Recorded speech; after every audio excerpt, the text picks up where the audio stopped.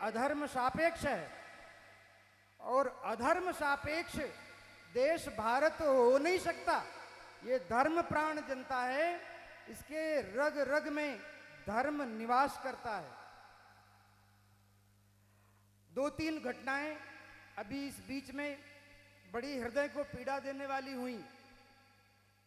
अभी एक अकल के दिवालिये नेता ने तमिलनाडु के कहा कि सनातन धर्म को कोरोना की तरह नष्ट हो जाना चाहिए। भैया, तेरे अगर अकल का दिवाला निकल गया है तो उसके लिए हम क्या कर सकते हैं? संसार में जितने मत, मजहब, पंथ और इज्म हैं, उनका कोई ना कोई प्रवर्तक है, किसी ने उनको उत्पन्न किया है। इस्लाम कब से? बोले मोहम्मद से। ईसाईयत कब से? बोले ईसा से। लेकिन सनातन धर्म कब से? नारायणं पद्म भवं वसिष्ठं शक्तिं च तत्पुत्र पराशरं च देवीं सरस्वतीं व्यासं ततो जयमुदीरयेत। व्यासं सुखं गौड़ पदं महांतं गोविंद योगींद्र मथास्य शिष्यं तम त्रोटकम वार्तिक कार्यमन्य अस्मद गुरोह संतत मानतोष्मि।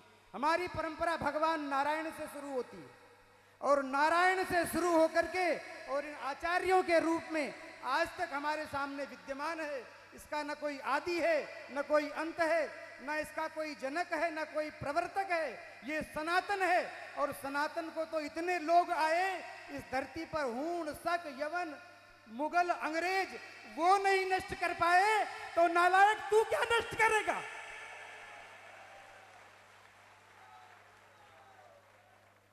हमारे देश के संविधान में इमरजेंसी काल में जब सारे विपक्ष के नेता जेल में बैठे थे, उस समय आधी रात को 12 बजे तुमने संविधान के प्रियम्बल में धर्मनिरपेक्ष शब्द जोड़ दिया और इस देश को अधर्म सापेक्ष बना दिया। तुम्हारे बाप का ये देश है। हमारे पूर्वजों ने इस संविधान को इसलिए स्वीकार नहीं किया था कि देश के 75 साल बाद भी हिंदू अपने अधिकारों के लिए संघर्ष करें। हमारे देवस्थान सुरक्षित नहीं, हमारी पूजा पद्धतियां सुरक्षित नहीं, हमारे जीवन के मूल मानबिंदु सुरक्षित नहीं।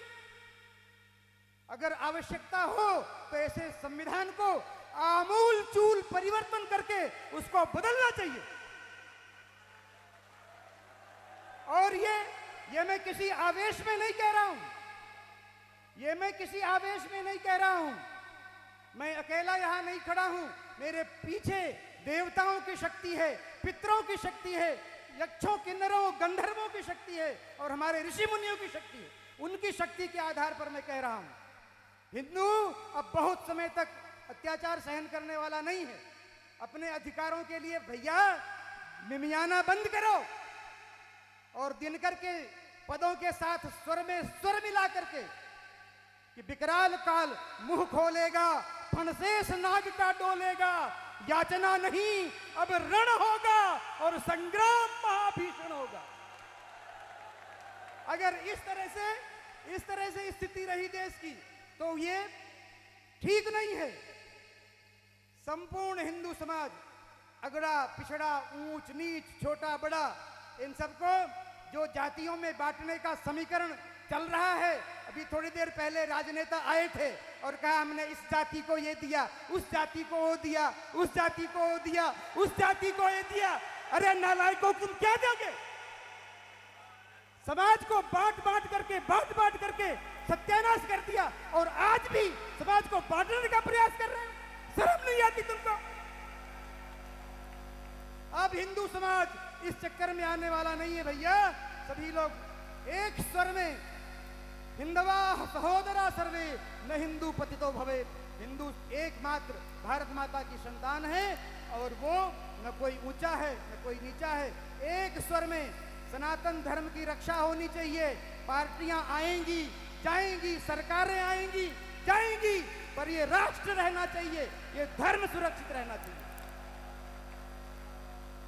श्री एकलिंगनाथ की, धर्म की, अधर्म का, प्राणियों में विश्व का, गौ माता की, भारत माता की।